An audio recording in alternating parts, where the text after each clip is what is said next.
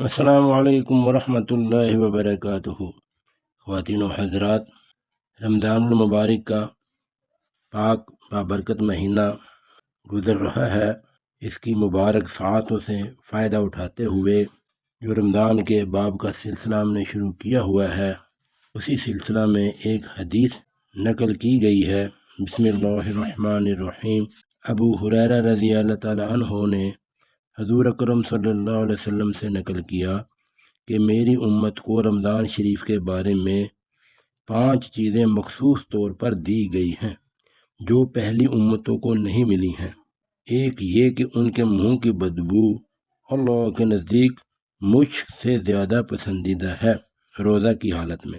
دوسرا یہ کہ ان کے لیے دریا کی مچھلیاں تک دعا کرتی ہیں روزہ داروں کے لیے، اور افطار کے وقت تک کرتی رہتی ہیں۔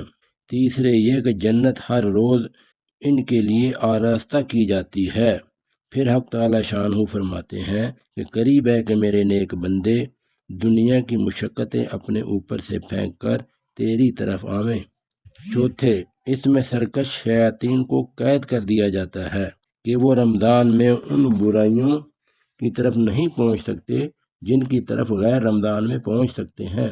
پانچویں، رمضان کی آخری رات میں روزہ داروں کے لیے مغفرت کی جاتی ہے۔ صحابہ نے عرض کیا کہ یہ شب مغفرت شب قدر ہے؟ فرمایا نہیں، بلکہ دستور یہ ہے کہ مزدور کو کام ختم ہونے کے وقت مزدوری دے دی جاتی ہے۔ نبی کریم صلی اللہ علیہ وسلم نے اس حدیث پاک میں 5 خصوصیتیں ارشاد فرمائی ہیں جو اس امت کے لیے حق تعالی شانہ کی طرف سے مخصوص انعام ہوئی، اور پہلی امت کے روزہ داروں کو مرحمت نہیں ہوئی۔ کاش ہمیں اس نعمت کی قدر ہوتی اور ان خصوصی عطایا کے حصول کی کوشش کرتے۔ اول یہ کہ روزہ دار کے منہ کی بدبو جو بھوک کی حالت میں ہو جاتی ہے، حق تعالی شانہ کے نزدیک مشک سے بھی زیادہ پسندیدہ ہے۔ شراح حدیث کے اس لفظ کے مطلب میں 8 قول ہیں جن کو موطا کی شرح میں بندہ نقل کر چکا ہے، مگر بندہ کے نزدیک ان میں سے 3 قول راجح ہیں۔ اول یہ، حق تعالی شانہ آخرت میں اس بدبو کا بدلہ اور ثواب خوشبو سے عطا فرمائیں گے جو مشک سے زیادہ عمدہ اور دماغ پرور ہوگی۔ یہ مطلب تو ظاہر ہے اور اس میں کچھ بود بھی نہیں۔ نیز در منصور کی ایک روایت میں اس کی تصریح بھی ہے، اس لیے یہ بمنزلہ متعین کے ہے۔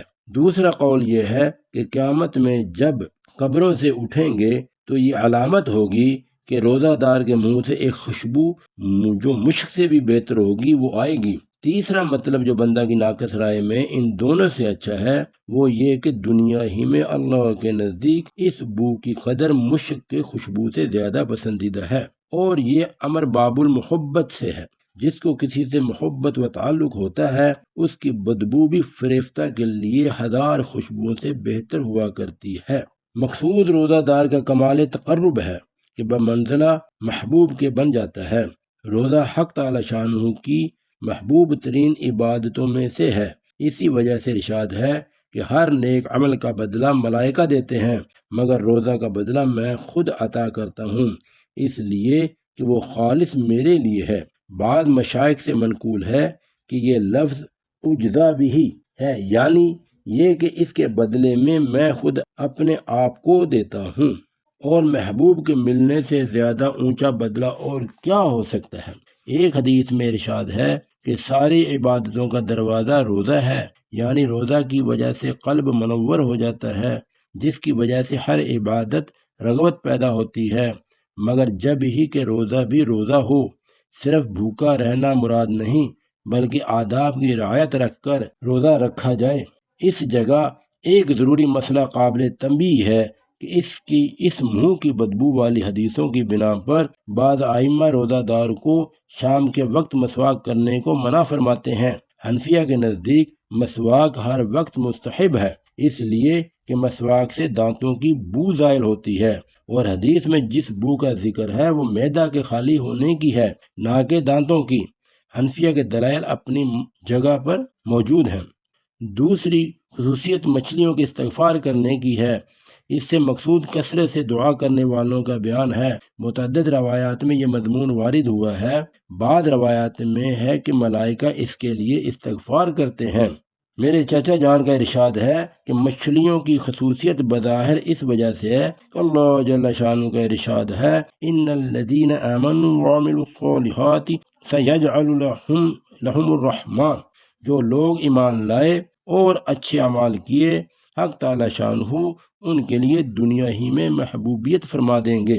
اور حدیث پاک میں ارشاد ہے جب حق تعالی شانہ کسی بندے سے محبت فرماتے ہیں تو جبرائیل علیہ السلام سے ارشاد فرماتے ہیں کہ مجھے فلاں شخص سے محبت ہے، تم بھی اس سے محبت کرو۔ وہ خود محبت کرنے لگتے ہیں اور آسمان پر آواز دیتے ہیں کہ فلاں بندہ اللہ کا پسندیدہ ہے، تم سب اس سے محبت کرو۔ پس اس آسمان والے اس سے محبت کرتے ہیں اور پھر اس کے لیے زمین پر قبولیت رکھ دی جاتی ہے۔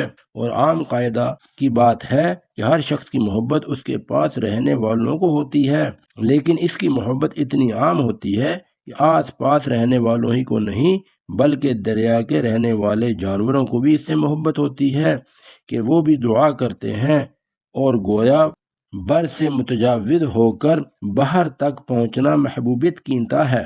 نیز جنگل کے جانوروں کا دعا کرنا بطریق اولیٰ معلوم ہو گیا۔ تیسری خصوصیت جنت کا مزین ہونا ہے۔ یہ بھی بہت سی روایات میں وارد ہوا ہے۔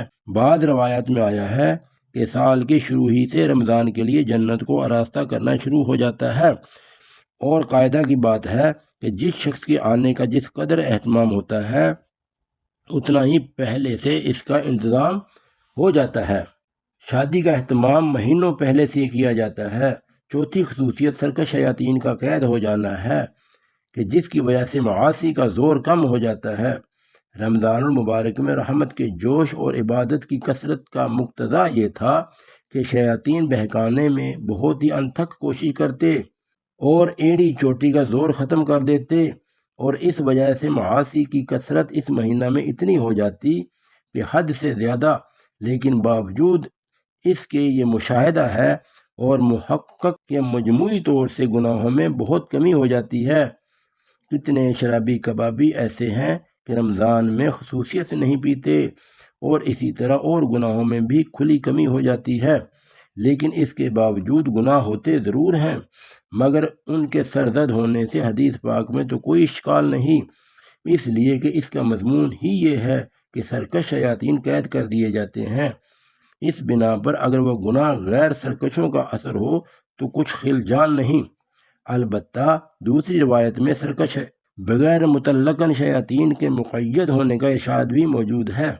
پس اگر ان روایت سے بھی سرکش شیاطین کا ہی قید ہونا مراد ہے کہ بسا اوقات لفظ مطلق بولا جاتا ہے مگر دوسری جگہ سے اس کی قیودات معلوم ہو جاتی ہیں، تب بھی کوئی اشکال نہیں رہا۔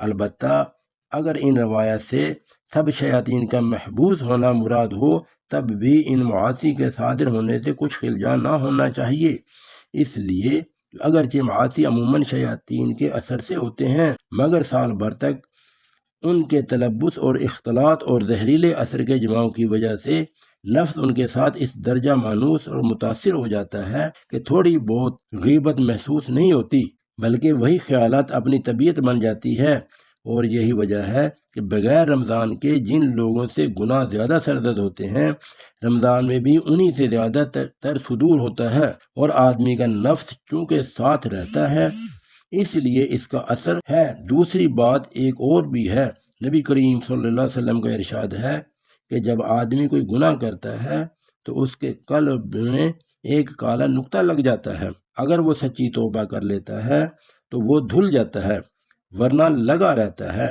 اور اگر دوسری مرتبہ گناہ کرتا ہے تو دوسرا نقطہ لگ جاتا ہے حتیٰ کہ اس کا قلب بالکل سیاہ ہو جاتا ہے، پھر خیر کی بات اس کے قلب تک نہیں پہنچتی۔ اسی کو حق تعالی شانہ نے اپنے کلام پاک میں کلا بل ران علی قلوبہم سے ارشاد فرمایا ہے کہ ان کے قلوب زنگ آلود ہو گئے۔ ایسی صورت میں وہ قلوب ان گناہوں کی طرف خود متوجہ ہوتے ہیں۔ یہی وجہ ہے کہ بہت سے لوگ ایک نوع کے گناہ کو بے تکلف کر لیتے ہیں، لیکن اسی جیسا جب کوئی دوسرا گناہ سامنے آتا ہے تو قلب کو اس سے انکار ہوتا ہے۔ مثلاً جو لوگ شراب پیتے ہیں ان کو اگر سور کھانے کو کہا جائے تو ان کی طبیعت کو نفرت ہوتی ہے، حالانکہ معصیت میں دونوں برابر ہیں۔ تو اسی طرح جب کہ غیر رمضان میں وہ ان گناہوں کو کرتے رہتے ہیں تو دل ان کے ساتھ رنگے جاتے ہیں، جس کی وجہ سے رمضان المبارک میں بھی ان کے سرزد ہونے کے لیے شیاطین کی ضرورت نہیں رہتی۔ بالجملہ اگر حدیث پاک سے سب شیاطین کا مقید ہو جانا مراد ہے تب بھی رمضان المبارک میں گناہوں کے سرزد ہونے سے کچھ اشکال نہیں، اور اگر متمرد اور خبیث شیاطین کا مقید ہونا مراد ہو تب تو کوئی اشکال ہے ہی نہیں، اور بندہ ناچیز کے نزدیک یہی توجیہ اولا ہے، اور ہر شخص اس کو غور کر سکتا ہے اور تجربہ کر سکتا ہے کہ رمضان المبارک میں نیکی کرنے کے لیے یا کسی معصیت سے بچنے کے لیے اتنے زور لگانے نہیں پڑتے جتنے کہ غیر رمضان میں پڑتے ہیں، تھوڑی سی ہمت اور توجہ کافی ہو جاتی ہے۔ حضرت مولانا شاہ محمد اسحاق صاحب رحمۃ اللہ علیہ کی رائے یہ ہے کہ یہ دونوں احادیث مختلف لوگوں کے اعتبار سے ہیں۔ صرف متکبر شیاطین قید ہوتے ہیں اور صلح کے حق میں مطلقاً ہر قسم کے شیاطین محبوس ہو جاتے ہیں۔ پانچویں خصوصیت یہ ہے کہ رمضان المبارک کی آخری رات میں سب روزہ داروں کی مغفرت کر دی جاتی ہے۔ یہ مضمون پہلی روایت میں بھی گزر چکا ہے، چونکہ رمضان المبارک کی راتوں میں شب قدر سب سے افضل رات ہے، اس لیے صحابہ کرام نے خیال فرمایا کہ اتنی بڑی فضیلت اسی رات کے لیے ہو سکتی ہے، مگر حضور صلی اللہ علیہ وسلم نے ارشاد فرمایا کہ اس کے فضائل مستقل علیحدہ چیز ہے، یہ انعام تو ختم رمضان کا ہے۔ معزز خواتین و حضرات، جو کچھ پڑھا اور سنا کہا گیا ہے اللہ پاک اس پر عمل کی توفیق عطا فرمائے اور رمضان المبارک کی برکت گھڑیوں سے پورا فائدہ اٹھانے کی توفیق عطا فرمائے، آمین آمین یا رب العالمین۔ السلام علیکم ورحمۃ اللہ وبرکاتہ۔